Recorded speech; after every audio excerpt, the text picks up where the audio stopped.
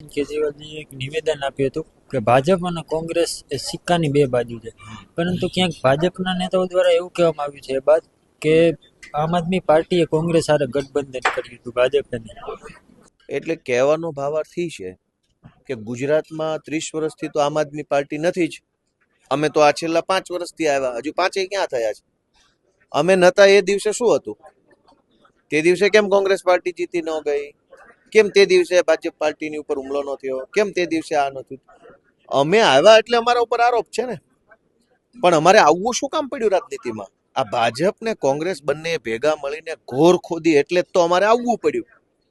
અને એ બંનેના પાપના કારણે અમારે રાજનીતિમાં આવવું પડ્યું. અમે સંઘર્ષ કર્યો, લડાઈ લડી, જેલમાં ગયા, અપમાન સહન કર્યા, માર ખાધો અને પબ્લિકના આશીર્વાદથી ધારાસભ્ય બન્યા. તો હવે પાછા બંને ભેગા મળીને અમારા ઉપર માછલા ધોવે છે.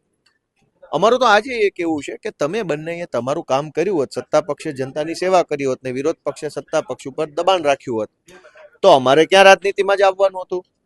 અમે આવ્યા જ તમારા બંનેના પાપના કારણે છીએ. તમારું પાપ ન હોત તો અમારે આવવું ન પડે. હવે અમે આવ્યા છીએ તો બંને ક્યારેક વાયા થયા છે? કાંઈ બંનેના પેટમાં તેલ રેડાય છે?